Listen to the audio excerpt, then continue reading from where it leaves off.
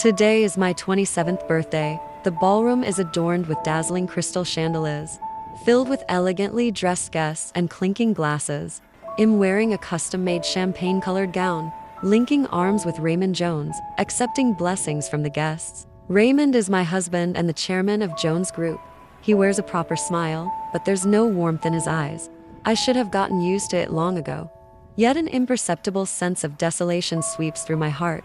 The incident happens 10 minutes before cutting the cake. Suddenly, the ballroom's large screen switches our wedding photos, which had been playing in a loop, are instantly replaced by another image. In the photo, Raymond is embracing a strange woman, kissing her passionately in a hotel corridor. The woman's face is clearly visible, her makeup exquisite, and her eyes filled with provocation. The entire venue falls instantly silent, so quiet you could hear a pin drop. All eyes converge on Raymond and me, some filled with sympathy, curiosity, and even schadenfreude. I feel the color drain from my face, my fingertips turning cold. I turn my head to look at Raymond beside me, his brows furrow, not out of guilt, but out of annoyance at being interrupted. "Raymond, what is this?" I hear my own voice, calm beyond recognition. He raises his hand and waves casually, signaling his assistant to handle the screen. "It's no big deal. Just a joke between friends," he says lightly, even with a hint of contempt. "A joke." I repeat the word, my heart feeling as if it's being squeezed by a cold hand. What else would it be? He looks down at me, his impatience undisguised. "Sarah Lincoln, don't be ungrateful. Do you want to embarrass me in front of all these people?" The guests begin to murmur, those faint voices piercing my ears like needles. I part my lips, wanting to say something, but ultimately, it all turns to silence. I pull at the corner of my mouth, forcing a smile uglier than crying. Raymond thinks I'll endure it like I always do, so he pats my shoulder in satisfaction and turns to attend to the guests. Only I know that at that moment, something in my heart shatters completely, and something else quietly takes root amidst the ruins. The birthday banquet ends on a sour note. Back at the empty villa, Raymond goes straight upstairs to take a shower. As if nothing had happened that night, I sit on the living room sofa, staring at the night view outside the floor-to-ceiling windows, wide awake all night. In truth, Raymond's and my marriage has long been a hollow shell. This isn't his first infidelity. The first time I found out was in our second year of marriage, the ambiguous text messages on his phone, the scent of perfume that wasn't mine, his excuses for coming home late. I saw it all, remembered it all. When I confronted him, he said it was a client, just a pretense, that I was being too sensitive. I chose to endure. Later, he became more and more reckless. Sometimes he wouldn't come home at all. Sometimes H returned reeking of alcohol and unfamiliar scents. Every time, he had a different excuse, and every time, I chose to compromise. People called me cowardly, said I couldn't bear to part with the title of Mrs. Jones. Only I knew the truth. I wasn't clinging to him, but to the past I had woven with my own hands. I was born into a dysfunctional family. My father was a gambling alcoholic who would beat my mother and me whenever he lost money. When I was 18, my mother was severely injured by him and passed away soon after. From then on, I lived in my father's shadow, in utter darkness. Raymond and I met at a drinking party back then. He was just a small-time boss, ambitious but lacking resources. I saw his desire, and also my chance to escape from my father.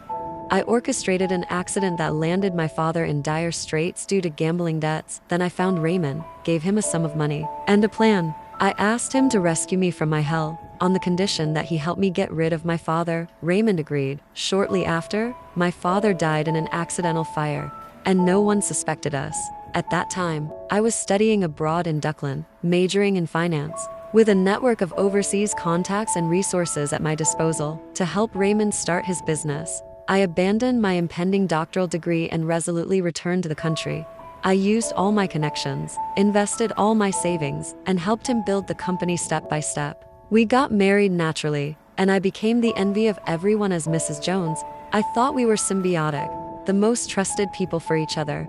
But I never imagined that the moment he achieved success in his career would be the beginning of the end of our relationship.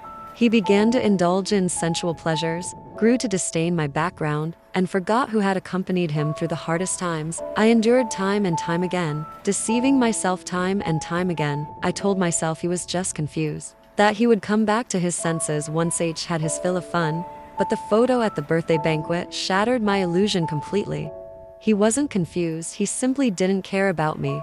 A few days later, Raymond came home late again. He smelled strongly of perfume. With a lipstick stain on his collar, I sat on the sofa, waiting for him to return. "Where have you been again?" I asked, my voice calm, entertaining clients. "Are you annoying me?" He took off his coat impatiently and threw it on the sofa. "Raymond?" I looked at him, my eyes firm. "Let's get a divorce." He froze, seemingly not expecting me to say those words. After a few seconds, he let out a sneer.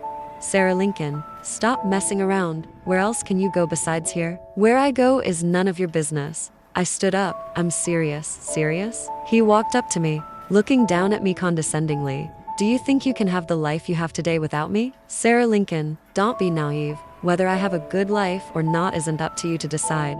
I met his gaze without flinching. "Raymond, I'm determined to get this divorce. We had the most intense quarrel since we got married." He called me ungrateful, accused me of not knowing how to appreciate kindness. Watching him fly into a rage, I only felt ridiculous and pitiful. After the quarrel, he slammed the door and left. I sat in the messy living room, didn't cry, but felt an unprecedented sense of relief. From that day on, I began preparing for the divorce. I contacted the best divorce lawyer and sorted out our joint property. I owned 40% of Jones Group's shares, what I deserved for my investment when the company was founded. There was also this villa, along with several other properties and savings in my name. I knew Raymond would never let go easily, so I had to prepare in advance. I secretly transferred my personal assets, moving part of my savings to my overseas account. I entrusted a real estate agent to quietly sell an apartment I had bought before we got married. Raymond had never known about this apartment. It was my backup plan. At the same time, I asked my lawyer to issue an announcement, preparing to transfer all my shares in Jones Group. I knew this would deal a significant blow to Jones Group, but I didn't care. I just wanted to get rid of this man and this suffocating marriage as soon as possible. Before long, I learned the woman's name, Quincy Scott. She was a new secretary at Raymond's company, young, beautiful, and extremely ambitious. I originally didn't want to pay her any attention, but she took the initiative to seek me out. One afternoon, I went shopping at the mall and ran into her in the parking lot. She was wearing a red dress, linking arms with Raymond, her belly slightly protruding. When she saw me, she deliberately puffed out her belly and smiled provokingly. "Ms. Lincoln." "Oh no, I should call you Mrs. Jones." She walked up to me, her voice coquettish. "Impregnant with Raymond's child. Be sensible and get a divorce from him soon. Don't hold on to the title of Mrs. Jones." Raymond stood beside her, not stopping her, but looking at her with a doting expression. At that moment, all my restraint and tolerance vanished into thin air. I raised my hand and slapped Quincy hard across the face. The sound slap was crisp and loud. Quincy froze, and so did Raymond. "How dare you hit me?" Quincy reacted, screaming and trying to pounce on me. I pushed her away firmly and looked at Raymond coldly. "Raymond, keep your woman in line. Don't let her mess around." "Sarah Lincoln, are you crazy?" Raymond supported Quincy, glaring at me angrily. "How dare you hit her?" "So what if I did?" I sneered. "She had the nerve to provoke me, so she should have the nerve to bear the consequences." "You..." Raymond was so angry he couldn't speak. I didn't look at them again, turned around, and drove away. In the rearview mirror, Quincy was crying in Raymond's arms, and Raymond's face was extremely ugly. I knew this war had only just begun. Sure enough, a few days later, news came from the company. Raymond wanted to convene a shareholders meeting to transfer part of my shares to Quincy, giving her an official status. Naturally, I firmly opposed it. I arrived promptly at the shareholders meeting. Raymond and Quincy sat in the main seats, and their expressions darkened when they saw me. "Sarah Lincoln, since you're here, please listen to us." Raymond spoke up.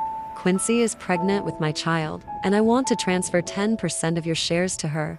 This is reasonable." "Reasonable?" I raised an eyebrow. "Raymond, those shares are what I invested in back then, what I rightfully deserve. Why should I transfer them to her? She's carrying my child, the Jones family's heir. She naturally has the right to these shares," Raymond said with righteous indignation. "The Jones family's heir?" I laughed. "Raymond, have you forgotten who made Jones Group what it is today? Without me, would you have the status you have now? Stop taking credit here." Raymond's face darkened. "The company is mine now. I call the shots." "Yours?" I took out a document and placed it on the table. "Fellow shareholders, please take a look. I hold 40% of the shares.